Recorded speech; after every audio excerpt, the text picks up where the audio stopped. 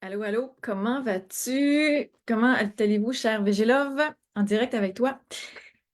Aujourd'hui, je te parle de... J'attends que le monde arrive un petit peu là, pour voir les gens affluer, mais un sujet important aujourd'hui dont je parle, que j'effleure parfois, puis là, je vais rentrer un peu plus dedans.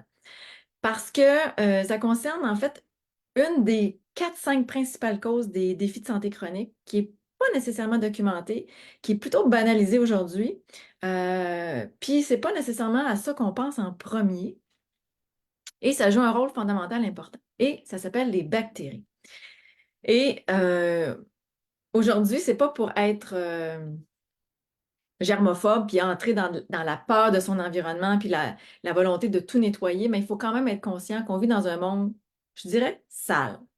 J'ai envie de dire ça. Et sale, pas juste de pollution, mais sale d'électromagnétisme, sale de plein de choses, et sale d'expérimentation, de choses qui sont là, qui sont à l'œuvre, des bactéries qui se développent euh, euh, dans l'invisible, qui fait en sorte que même si on est post-pandémie aujourd'hui, c'est à l'œuvre. Et c'est à l'œuvre aussi dans notre corps. Et c'est vivant, puis on contracte des bactéries. Puis souvent, c'est quelque chose qui se fait à notre insu. On n'a pas nécessairement de symptômes tout de suite, mais c'est à l'œuvre et ça grandit. Puis tout d'un coup, il nous arrive des bobos, il nous arrive quelque chose qui éclot dans notre paysage de symptômes, une douleur, on tombe, on crash, puis on se demande qu'est-ce qui est arrivé quand dans le fond, il y avait des choses à l'œuvre bien avant qui ont contribué à ça. Alors ça, c'est important. Puis je veux décliner, c'est quoi ces bactéries-là? Des bactéries que tu connais, probablement, dont tu as déjà entendu parler, puis comment ça se manifeste tout ça? Parce que c'est quelque chose qu'on veut neutraliser, qu'on veut affamer, qu'on veut pas faire croître à l'intérieur de soi. Et il y a une façon de s'alimenter qui fait en sorte qu'on arrête de donner du, des éléments à ces bactéries-là pour croître. Et aussi, on arrête aussi on donne autre chose qui fait en sorte que ça va les neutraliser, les, les tuer, puis faire en sorte qu'elles puissent s'évacuer pour de bon. Puis diminuer cette charge bactérienne-là qu'on porte, qui, tôt ou tard, dans une vie, peut être à un certain paroxysme pour déclencher des symptômes qui durent, puis dont on ne sait pas, et avec lesquels on ne sait pas quoi faire. Et ça se peut que tu te sentes là aujourd'hui. Ça se peut. Donc, je veux t'en parler, c'est super important. Puis je me suis pris des notes par rapport à ça. Et je veux être totalement transparente. Et c'est vraiment dans les quatre cinq piliers importants, majeurs, de cause des maladies chroniques. Puis je peux te nommer les autres, hein. On parle souvent, je te parle de métaux lourds, qui est une des composantes importantes, des virus de type herpétique, OK, qui sont mutants, qui sont là en nous, qui grandissent aussi. On parle aussi d'électromagnétisme, de pollution environnementale, de société connectée, de toute la technologie qui contribue à affaiblir notre immunité. On parle des bactéries, puis on parle aussi des virus, des bactéries, des métaux lourds, société connectée, et les moisissures font partie de la catégorie des bactéries, et ça joue autour de ça. OK? Et tout ce qui est chimique aussi. Je pense à, bonjour Denise, on pense aussi à, quand je pense à chimie, là, je pense à pesticides. OK? C'est un rôle franchement majeur. Mais c'est pas parce qu'on arrête de manger des pesticides aujourd'hui on les contracte pas d'une autre façon, parce que les pesticides, ce qui arrive, c'est que ça entre dans nos lignées cellulaires. Ça fait pas partie de la génétique, mais on les contracte depuis des générations en générations, et ça se transmet dans le bagage cellulaire à travers nos parents et ce qu'on donne à nos enfants. Et d'autant plus qu'il faut briser cette chaîne-là. Il faut la casser, cette chaîne-là de transmission, puis aussi avoir accès à des aliments de qualité. Et c'est difficile aujourd'hui de s'exclure, de se préserver des pesticides, parce que ça contamine les sols, et les aliments aujourd'hui poussent encore dans des sols qui ne sont pas optimums. Ça, c'est une réalité. Mais, allô Jamila, il y a des choses, il y a des façons de faire pour renverser ça, parce qu'on a du pouvoir en dehors de ce que peut-être la médecine te dit aujourd'hui, en dehors de ce que la médication t'apporte aujourd'hui, qui est un bon, mais non pas une réparation profonde. Alors, c'est ça, c'est là le chemin. Le chemin, quel est le mode de vie que tu vas emprunter aujourd'hui pour y arriver? Alors, pour te parler des bactéries, ben, je veux y arriver parce que oui, je me suis pris des notes et je ne veux pas déroger de mon programme, parce que Tu as besoin que j'aille à l'essentiel. Donc, la plupart des microbes, puis là, ce que je te livre aujourd'hui, c'est quelque chose dont les gens qui suivent l'accompagnement du programme ANA que j'ai mis sur pied ont accès.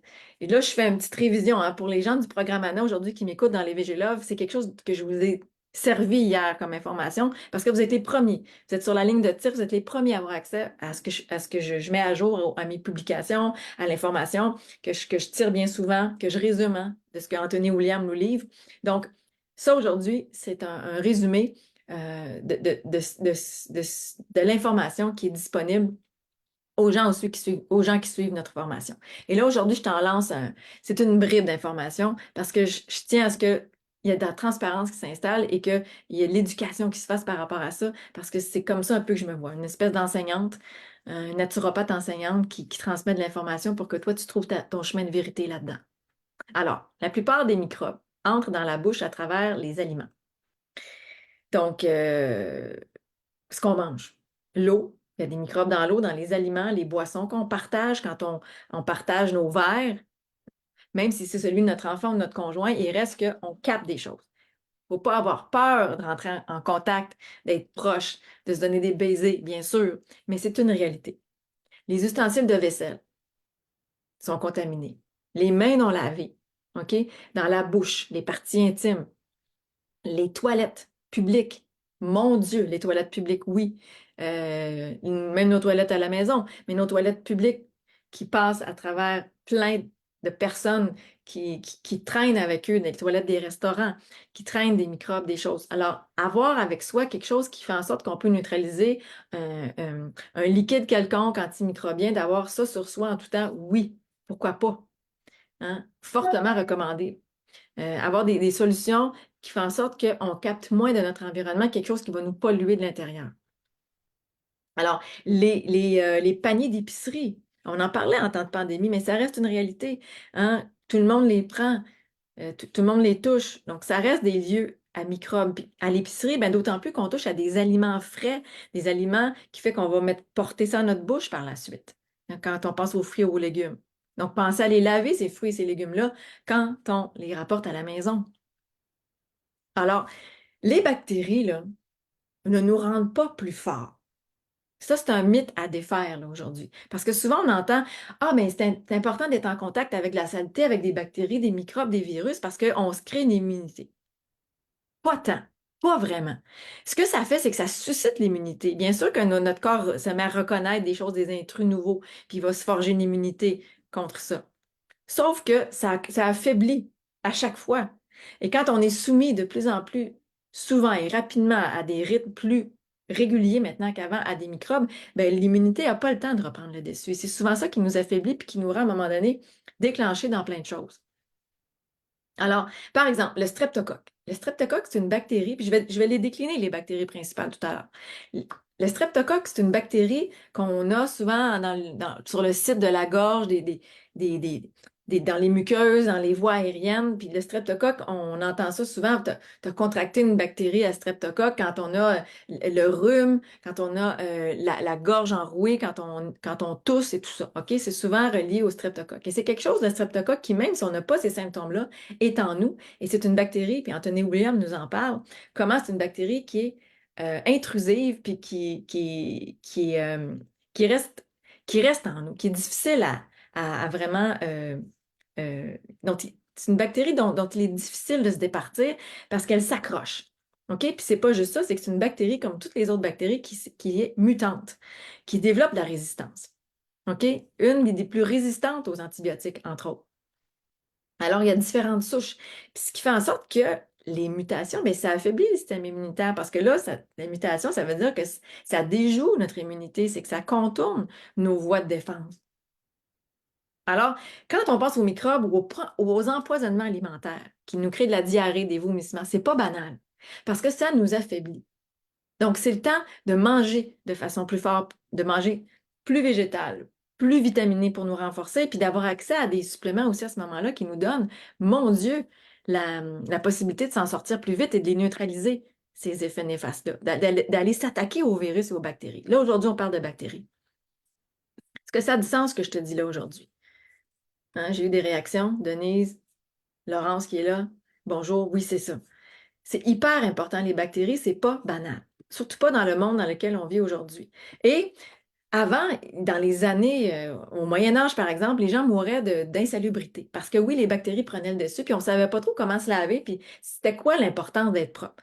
Aujourd'hui, on sait l'importance d'être propre, mais on est quand même bombardé dans un monde sali par la chimie qui a été mal utilisée, puis par un monde pollué aujourd'hui. Donc, il faut se battre encore. Il faut se battre encore, puis il y a des façons d'y arriver, puis le corps peut rester, je dirais pas intact, mais peut se battre dans un monde pollué aujourd'hui. C'est pas le temps de baisser les bras, au contraire, il y a des solutions. Il y a des solutions pour ça, OK? Donc, je suis là aujourd'hui pour te donner de la puissance, non pas pour être dans un discours défaitiste, mais plutôt réaliste par rapport à cette réalité-là. Donc, ce que je veux dire par rapport à la suite de mon discours, c'est que, par exemple, le E. coli peut s'attaquer à la muqueuse intestinale, le fameux E. coli qu'on traque dans les aliments. Et là, ça nous fait une difficulté de digérer. Et ce E. coli-là, même si on a fini d'avoir des symptômes 2, 3 jours plus tard ou le lendemain, il est encore là. Alors, ça crée, ça se loge dans un espace, c'est insidieux et ça crée un build-up, un affaiblissement silencieux. Si on n'a pas pris les actions pour vraiment se nettoyer comme il faut. OK? Parce que la plupart du temps, comme je le disais, on ne ressent pas les effets de ces micro-organismes-là. Jusqu'à ce qu'un inconfort apparaisse, une allergie, une fièvre, la gorge serrée, des hallucinations même, des tremblements, des choses qui apparaissent qui sont dues à une bactérie. Et on nous dit, vous avez contracté une bactérie quand dans le fond, il y avait une accumulation de cette charge, je vais appeler ça de ces intrus indésirables. Est-ce que ça a du sens ce que je te dis là aujourd'hui? Est-ce qu'il y a des choses que tu as vécues toi dans ta vie qui t'ont mené là, qui te font dire que tu vis quelque chose par rapport à ça ou que tu as vécu des choses par rapport à ça? J'aimerais ça le savoir dans la discussion parce que je suis toujours curieuse de te lire par rapport à ça. Et aussi, bien entendu, très important, ben, tu as décliné c'est quoi? Hein? C'est quoi ces souches-là? Ces souches-là de bactériennes qui nous polluent la vie aujourd'hui et que tout le monde porte à différents degrés, ce qui fait en sorte qu'on a un paysage de symptômes différents tout le monde, mais on a tous à la base un tronc commun de ces bactéries-là à différents degrés. Et je vais refaire le tour par rapport à ça pour te dire un peu plus précisément à quoi je réfère. OK? On pense à plus de 50 groupes de souches de streptocoques. Et là, c'est les informations littéralement prises d'Anthony William, Medical Medium, OK? C'est important, j'aime citer mes sources parce que je vais te coller à sa réalité. C'est vraiment ces enseignements-là, moi, que je pré-marche pour toi, que je te fais, que je te sers pour que tu aies accès à l'information parce que c'est des informations qui sont souvent en anglais et c'est crucial pour moi de transmettre ça. C'est ma passion et c'est ma lumière, j'ai envie de dire. Alors, des groupes de streptocoques. Alors, peut-être que la médecine ne nous décline pas ça aujourd'hui, mais Anthony William, dans son intuition profonde, dans sa grande sagesse, nous dit ça. Alors, on est pris avec différentes souches. Le H. pylori, qui se loge aussi au niveau de l'intestin, qui nous crée des inconforts de digestion, qui est là, bien souvent silencieux, qui peut se déclarer tout d'un coup. Le E. coli, j'en ai parlé aussi, qu'on contracte dans les aliments bien souvent. La salmonelle. OK, la salmonelle, qui est une toxine d'origine alimentaire, euh, puis euh, et de nombreux, j'ai envie de dire, micro-organismes non catalogués et qui, même si la salmonelle est tuée, on va dire ça, par la cuisson, hein, parce qu'on dit cuisez bien vos aliments, oui, restent toxiques et peuvent s'accumuler dans le système. Et ça, c'est une information nouvelle d'Anthony William dans ses propos qui est important de savoir. Parce qu'on ne se débarrasse pas de ça aisément tout le temps. Le staphylocoque, le C difficile. Hein, le C difficile, on contracte ça souvent même dans les hôpitaux. Puis là, ça nous pollue la vie, ça nous complique souvent un symptôme, hein, ça nous complique la vie parce que ça s'ajoute parfois à une fragilité de santé déjà installée quand on fréquente les hôpitaux. OK? La moisissure.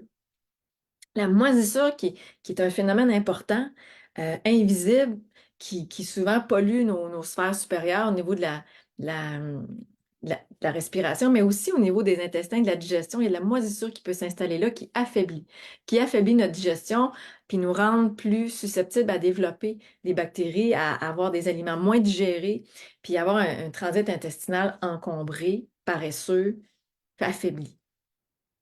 Les parasites, ça en fait partie. Et là, on parle des parasites. Le parasite, ça peut être très, très, très. On parle des parasites, j'ai envie de dire plus ceux qui sont reliés à ceux qu'on contracte en voyage ou de parasites, c'est très, très, c'est drastique, c'est aigu, c'est violent. OK, on ne parle pas nécessairement des parasites parce qu'il y a une méconnaissance. On dit que tu as des parasites, on va plus appeler ça des microbes, des micro-organismes. C'est pas vraiment des parasites qu'on a quand on veut se débarrasser de choses par rapport au candidat, par exemple. Un parasite, c'est vraiment quelque chose qui loge dans notre corps et qui crée vraiment des symptômes aigus. OK? Donc, Anthony William aussi nous fait la différence par rapport à ça. Donc, mais c'est quand même des réalités qu'on contracte, qui fait en sorte qu'on peut avoir des épisodes très, très soudains, ça disparaît, mais c'est encore là en sourdine et en veilleuse.